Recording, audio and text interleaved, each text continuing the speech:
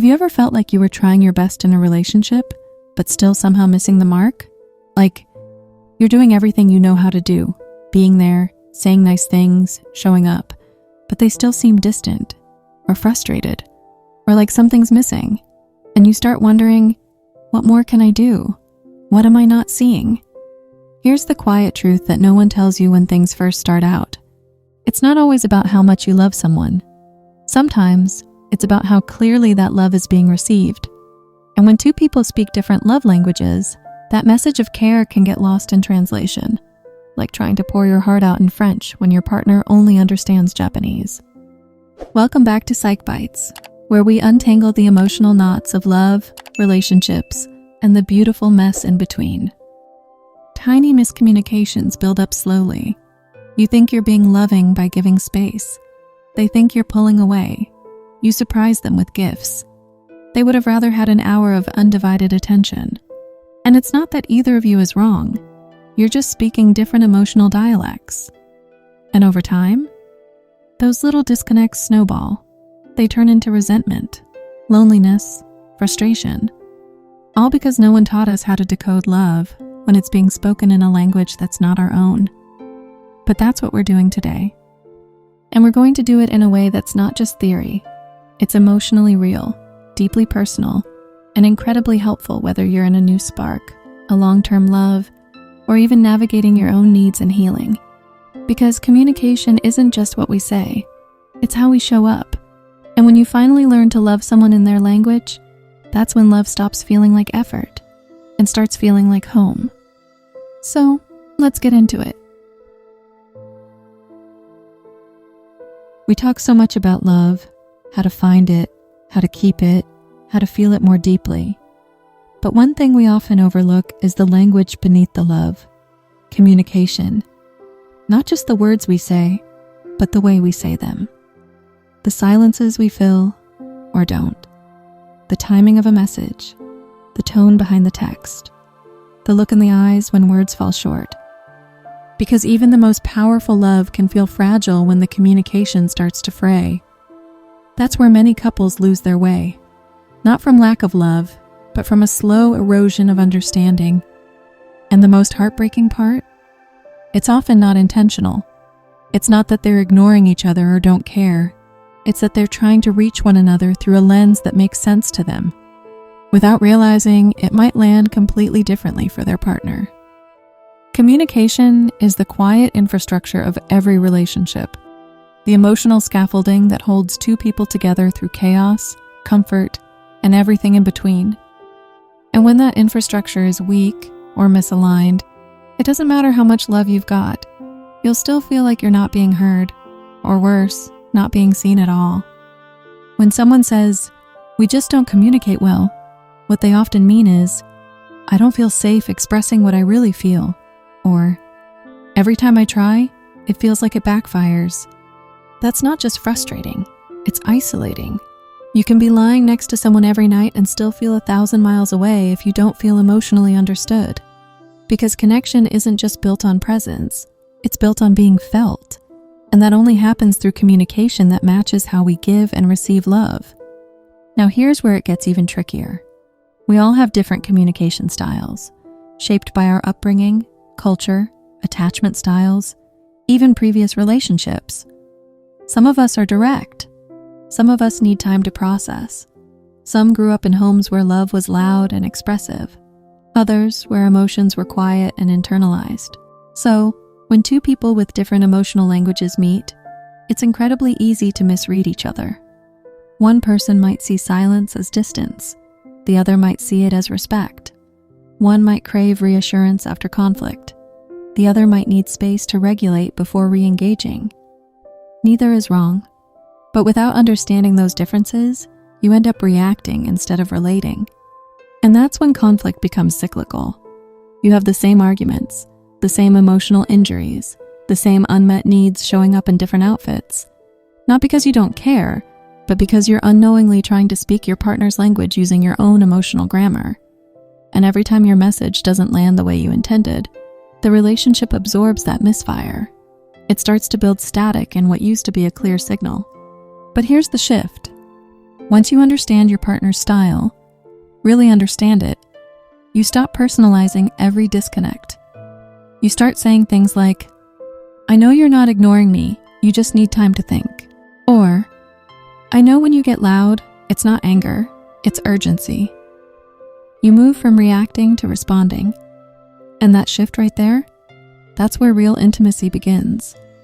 When you understand each other's styles, you become translators for each other's hearts. You learn when to lean in and when to give space, when to speak and when to simply listen without fixing.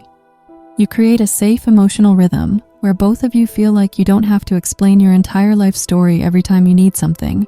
You just know, because you've taken the time to learn. And that knowing, that emotional fluency, it builds a bond that's not just based on love, but on mutual safety, on the assurance that even when we don't agree, we don't abandon. That's why understanding communication styles isn't just a nice idea, it's essential. It's the difference between conflict and connection, between defensiveness and empathy, and ultimately, it's the bridge between two people who love each other but may not always know how to love each other well, yet. Because communication is more than words, it's presence, it's tone, it's patience. It's the subtle decision to try to understand someone on their terms instead of just demanding they meet you on yours. That kind of listening, it changes everything. And here's the beauty. It's a skill you can build. No matter what your history is, no matter how many misfires you've had in the past, you can learn your partner's emotional code. You can become fluent in what makes them feel seen, safe, and truly loved. That's what love languages are all about. They're not rigid boxes or trendy categories.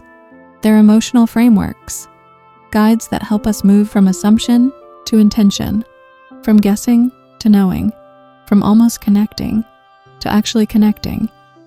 And when two people are willing to meet each other there, to listen, to translate, to adapt, what happens next isn't just communication, it's communion. The space between hearts gets a little smaller, the silences soften, the love deepens, because now you're not just loving them, you're loving them in the way they understand. And that's when love really lands. Every relationship is built on communication, but not all communication is created equal. Most of us don't grow up with a roadmap for how to express ourselves in love. We learn by watching, absorbing, mimicking, and surviving. We pick up habits from our caregivers, early relationships, even what we've had to do to feel safe in conflict. And over time, those habits shape into something more, a communication style. It becomes the default setting we bring into every connection, sometimes without even realizing it. Let's start with the gold standard, assertive communication. This is when someone speaks their truth directly, but also with kindness. They're clear about what they feel and what they need, but never at the cost of their partner's dignity. There's room for both voices. An assertive communicator says, "Here's where I'm coming from," instead of, "Here's what you did wrong." And it's not about being perfect. It's about being grounded. Assertiveness is rooted in emotional maturity, in knowing you have the right to express your needs without steamrolling someone else's. It creates safety, clarity, and trust. And when two people communicate this way, even during conflict, it doesn't tear them apart, it brings them closer. But not everyone knows how to be assertive. Enter the passive communicator. You'll recognize this style by what's left unsaid. These are the people who nod even when they're hurting, who say, "It's fine," when it's not, who bottle up their feelings until they either explode or silently disappear. Passive communicators aren't weak. They're often deeply sensitive, conflict averse, or have learned that speaking up leads to punishment or rejection. So instead, they stay small. But over time, this creates resentment, a slow burn that builds in silence.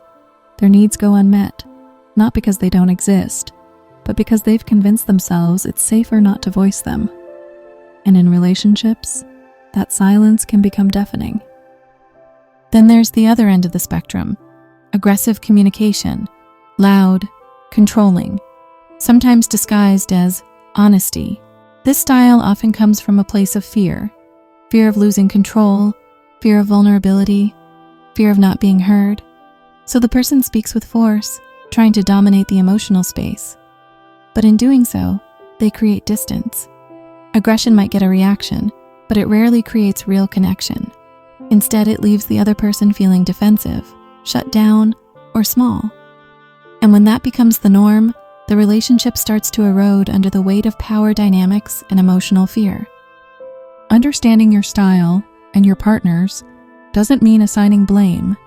It means gaining insight, so you can move from autopilot to awareness.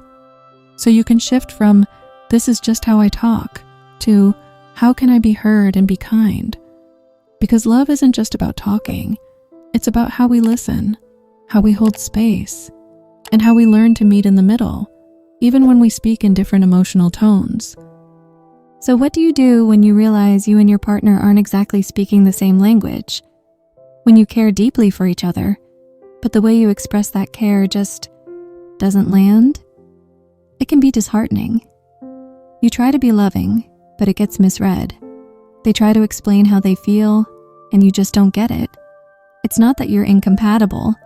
It's that the emotional bridge between you has a few missing planks. And to cross it safely, you both need to build that bridge intentionally.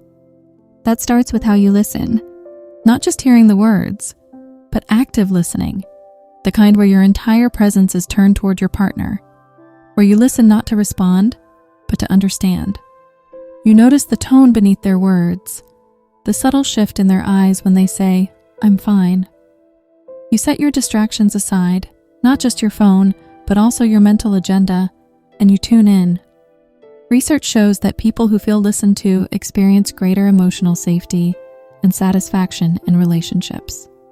And sometimes, the simple act of truly listening does more for intimacy than any grand romantic gesture ever could. But listening is only part of it. The real magic happens when you lean into empathetic communication. This is the part where you stop asking, "What's wrong with them?" and start wondering, "What might this feel like from their side?" Empathy is more than feeling bad for someone. It's the effort to understand the emotional world behind their behavior. Maybe your partner needs space after conflict, and you're someone who craves immediate resolution. Instead of taking their silence as rejection, empathy asks, "What do they need to feel safe right now? And how can I honor that without abandoning myself?" Empathy makes space for both realities. It dissolves the tension of right or wrong and replaces it with, "This is your truth, and I want to understand it." And then comes the dance of compromise and negotiation. Because love isn't always about getting your way. It's about finding a middle ground that honors both people's needs, without keeping score or holding grudges.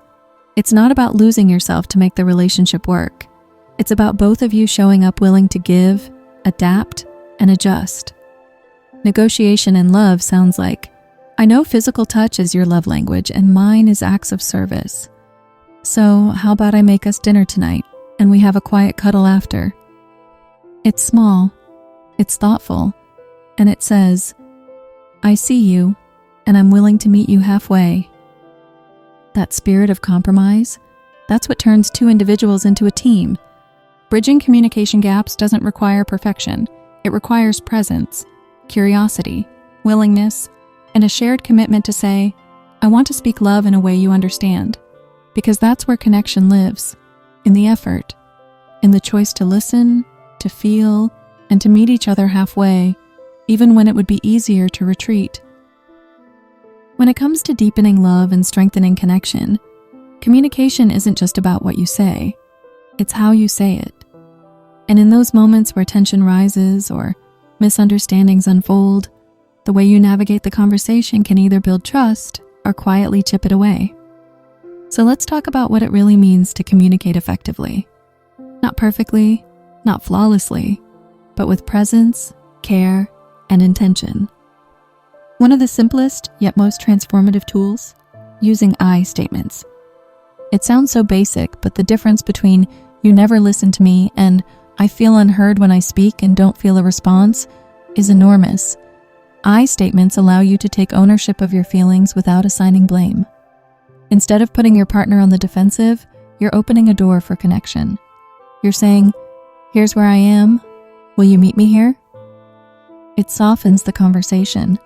It invites dialogue rather than defensiveness. And most importantly, it keeps the focus on your experience, not your partner's faults. But even the most well-crafted I statement can fall flat if the environment isn't safe. That's why it's so important to choose a calm and safe space for emotionally charged conversations. Not during a chaotic morning rush, not when one of you is exhausted, triggered, or distracted. Think of it like this. If you're about to discuss something that touches your heart, don't do it in a place where your nervous system already feels threatened. Safety makes honesty possible. When both people feel grounded and safe, they can hear hard truths without shutting down. They can stay in the room, even when the conversation gets uncomfortable. And yet, even with the right words and the right timing, sometimes things escalate. Emotions rise, voices tighten, and suddenly, it feels like connection is slipping. That's when you need to know it's okay to take a break. One of the most mature things you can do in conflict is to say, "I love you, and I want to talk about this, but I need to step away and calm down first." Taking space isn't abandonment. It's regulation. It's pressing pause to protect the relationship rather than letting reactive words cause damage. Research from the Gottman Institute even supports this. Couples who learn to pause and self-soothe during conflict are far more likely to resolve their issues constructively. Effective communication isn't about being perfect. It's about being aware. It's about knowing that your tone matters, that safety matters, that the words you choose shape the emotional tone of your relationship. And when both people feel safe enough to speak honestly, kindly, and without fear of punishment, that's when love doesn't just survive, it grows. Communication isn't something you figure out once and then check off the list. It's alive, it changes, it grows, just like you do. And the truth is, even in the healthiest relationships, connection requires maintenance. Not because something is wrong, but because people evolve. Emotions shift. Needs surface that weren't there before. And if you're not checking in regularly, you might miss the quiet changes that end up turning into distance later on. That's why regular emotional check-ins can be one of the most loving habits you build as a couple. Not just, "How was your day?" but "How are we doing?" These are the quiet, intimate conversations over coffee, during evening walks, or before bed, where you make space for emotional honesty. A simple, "Is there anything you've been needing more of from me lately?" can open up doors that would otherwise remain shut. It says, "I care about your inner world. I don't want to assume we're fine. I want to know." Regular check-ins keep small tensions from becoming big ruptures. They make room for repair before things get too far gone. But let's be honest, sometimes communication gets tangled. Old wounds, childhood patterns, fear of being misunderstood, they all get in the way. That's where having the courage to seek professional help becomes a real act of love. Therapy isn't for couples who are broken. It's for couples who want to understand each other better. A trained therapist helps you notice the patterns you can't see on your own. They hold space for both partners without taking sides. And in that space, you both get to show up, not as perfect partners, but as humans trying to love better. That's strength. That's maturity. And for many couples, it's the beginning of a deeper connection they didn't know was possible. And of course, communication isn't a destination. It's a skill, which means there's always room to learn together. Read books, watch videos, listen to podcasts, take workshops, share insights, make emotional growth something you co-create. When communication becomes a shared value instead of a one-sided effort, both people feel like they're building something lasting. You become a team, not just in the day-to-day logistics of life, but in the emotional architecture of your relationship. You're saying, "I want to keep getting better at loving you. I want to keep learning your language." Because the strongest couples aren't the ones who never argue. They're the ones who stay curious, who keep showing up, who believe that love is something you learn how to speak together. So let's step back for a moment. After everything we've unpacked about communication styles, emotional fluency, and learning to speak love in a way your partner truly feels, one thing becomes clear. Love is not just about feeling something deeply. It's about learning how to express that love in a way that lands, that resonates, that doesn't get lost in translation. Because we've all been there, doing our best, showing up the only way we know how, yet still somehow missing each other, still feeling unseen, misunderstood, or emotionally disconnected, even in relationships that mean the world to us. But when you learn to speak your partner's love language, not just guess it, not just assume it, but really pay attention and adapt, everything changes. Suddenly, small gestures become deeply felt. The tension after arguments softens faster. The connection feels less like a guessing game and more like a steady, safe rhythm. And no, it won't always be perfect. Sometimes you'll slip back into your own default style. Sometimes they will too. But the difference is, now you know. You know how to repair, how to check in, how to say, "Hey, I know this is what I needed, but what do you need right now?" That's not just communication. That's intimacy. That's the quiet glue that holds love together when life gets loud. So if you're sitting there thinking, "This is what I've been missing," take heart. You don't have to overhaul your relationship overnight. Start small. One conversation. One loving gesture in their language. One check-in where you really listen. Because speaking someone's love language isn't about becoming someone else. It's about becoming more fluent in who they are and letting them meet you there too. And if today's video helped you reflect on your communication habits in relationships, you might also want to explore what attraction looks like in its earliest stages. Click to watch our video on how to grab your crush's attention, 10 psychology hacks that work. It dives into the science of early connection, body language, emotional timing, and subtle ways we pull people toward us without saying a word. Thank you for spending time with us here on Psych Bites. If this video sparked something for you, let us know in the comments. What's your love language? And how do you see it showing up in your relationships? Until next time, keep loving with intention, listening with empathy, and speaking the kind of love that lands. And if you want more content that helps you build deeper, healthier connections, don't forget to subscribe to Psych Bites, where love meets psychology every single week. See you in the next one.